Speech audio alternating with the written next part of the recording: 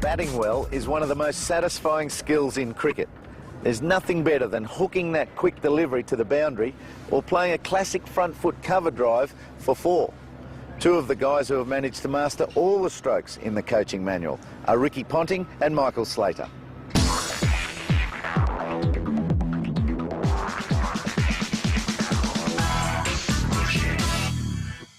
Technique is everything in cricket. Understanding and putting the basics to use properly will allow a player to excel. An example of this is the batting grip. The way I was taught to hold the bat was to firstly place the bat in between your legs like so and pick it up just like you're picking up an axe. Making sure not to alter the hands once you pick the bat up. Noticing that the thumb and forefinger, the V there, should basically run straight down the back of the bat. Another important thing about the grip is to keep your hands together on the handle. You quite often see a lot of youngsters also placing this finger down the back of the bat. This is the best way to break a finger, so make sure you wrap it round the handle. But like anything in cricket, it must be comfortable for you.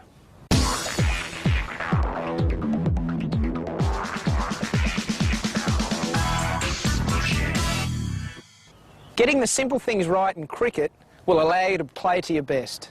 Getting your batting stance right is just as important. My batting stance, I basically have my feet about shoulder width apart with my weight on my toes, which allows me to move my feet freely and quickly, and I place the bat behind my back toe. I find that if your feet are too far apart, then you've got your basis of support is too great and you can't move your feet quickly, as is if your weight's on your heels. You're just too sluggish, and when you need quick footwork, you can't do it. If your feet are too close together, you become a little unstable and you can fall all over the place. So I find the best for me, feet shoulder width apart, weight on my toes, elbow pretty well towards the bowler. But once again with the stance, it's an individual thing. There will be slight variations with the stance, but you've got to be comfortable with it, and if you're comfortable, you're more than likely going to play your best cricket.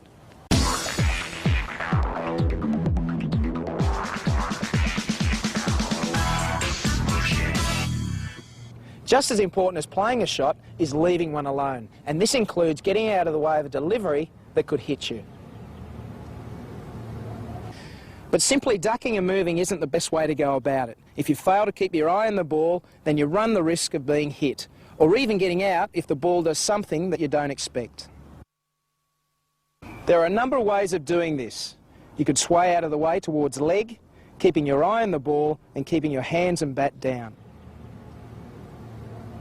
Or else you could duck under it. Just don't be tempted to leave your bat in the air, as it becomes a target for the bowler to hit and present a catch. The most important thing is to keep your eye on the ball right out of the bowler's hand, allowing the batsman to make an early judgment as to whether he's going to play the ball or let it go. It's well played again.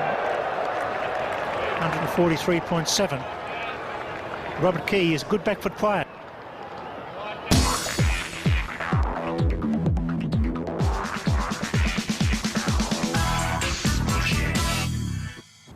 Although a batsman might want them to, no bowler is going to make it easy for any batsman to score runs. So quite often, it's the batsman's job to take the attack to the bowler. Getting into the correct position to play a shot is extremely important, so this means good footwork. Not just racing down the pitch at the ball, but a movement which allows you to maintain balance and get into the correct position early. Some are better at it than others.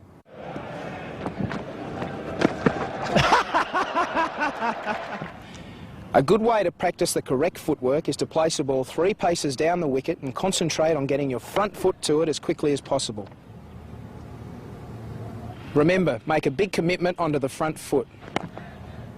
It's 4, what a shot, that's a red hot off drive. Crashes into the rope, 4 more. Oh, that's a great shot. Popping into position very quickly.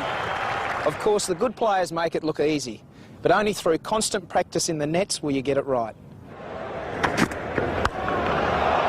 Matthew Hayden has absolutely hammered that into the crowd, nearly collected one of our cameras.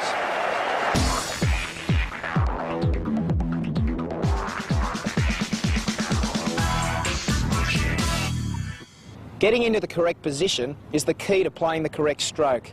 You're never going to bat well if you stay anchored to the one spot. If the bowler is dropping them in a bit short, then it's paramount to get yourself right for the back foot shot.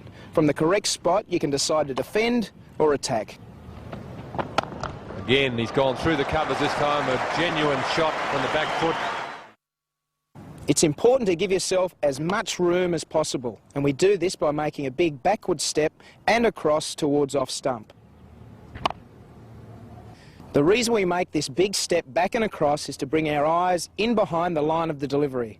The position of your head and eyes is one of the keys to batting. To work on the shot, get someone to throw balls to you and practice getting your head and eyes in line with the ball after making that big back and across commitment. And remember, practice makes perfect. Yeah. Outside off stump and driven through the offside field.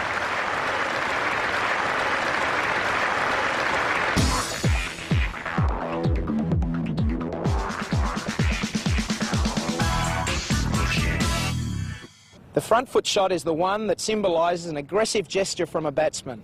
But it's not only for attack, it's necessary in defence as well.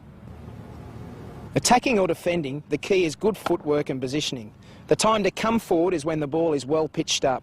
When coming forward, we allow ourselves to get as close to the pitch of the ball as possible. It's important to keep our bat and pad close together. Beautifully struck, and that's 4. 18 fours for Greg Blewett. All class. When taking that step forward, be sure that it's a big step, never going halfway. Be positive. The position of the head is the key to this stroke. You must have your eyes right over the ball. A good way to practice the shot is to place a ball one pace down the wicket and concentrate on getting your front foot to the pitch of the ball. And remember, hit the ball straight back through the line, keeping your bat and pad close together. That's beautifully struck.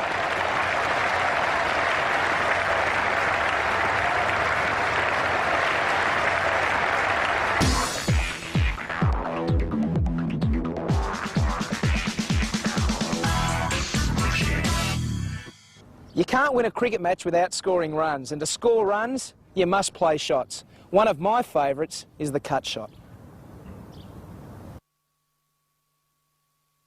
The cut shot is a stroke where it is important to carefully pick the right ball to hit. Making the right choice could be very rewarding.